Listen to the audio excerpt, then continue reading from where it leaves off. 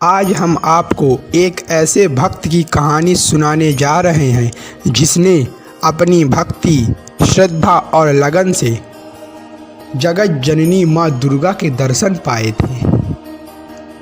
यह कहानी एक अत्यंत ही निर्धन किसान की है जो बहुत ही परिश्रमी और माता का भक्त था। आज से लगभग 800 वर्ष पूर्व जम्मू नामक नगर में एक छोटा सा गांव था जिसका नाम था रियासी। उस गांव में एक निर्धन किसान रहता था। वह निर्धन तो था लेकिन बहुत ही परिश्रमी था। वह सुबह उठता, माता की भक्ति करता, दिया जलाता और अपने खेतों में काम करने के लिए चला जाता था। इसी कारण से गांव वाले उसे जीतो बाबा कहा करते थे। वह अपनी एकमात्र पुत्री के साथ रहता था। उसकी पत्नी बहुत पहले ही मर चुकी थी।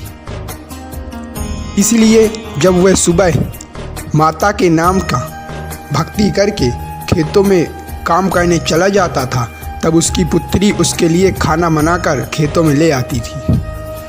वह इतना परिश्रमी होने के बाद भी कभी भी माता की भक्ति करना नहीं भूलता था। इसी तरह समय कटते गए।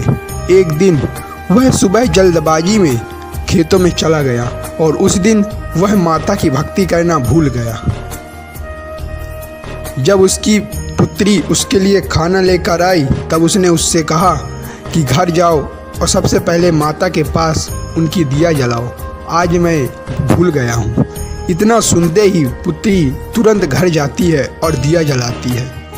इधर उसकी भक्ति और श्रद्धा लगन को देखकर माँ वैष्णो वहाँ पर प्रकट होती है और उससे कहती है कि मैंने तुम्हारी भक्ति और लगन से बहुत प्रसन्न हुई हूँ, बताओ क्या आशीर्वाद लेना चाहते हो मुझसे।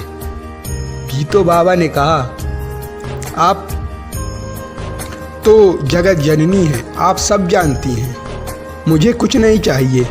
तुमने मुझे दर्शन दे दिया मई, इतना ही मेरे लिए बहुत है, मैं बहुत ही प्रसन्न हूँ।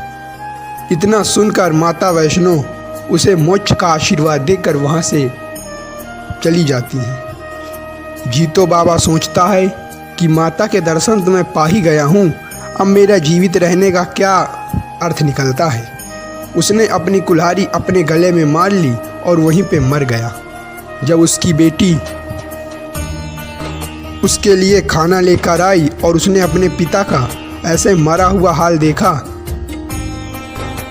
तो उसने भी सोचा कि अब मैं अपने पिता के बिना कैसे जीवित रहूंगी, और उसने भी वह कुल्हाड़ी उठाई और अपने ऊपर प्रहार करके वह भी वहाँ पे मर गई। इस तरह माता की भक्ति से पिता के साथ साथ उसकी पुत्री को भी मोक्ष की प्राप्ति हो गई।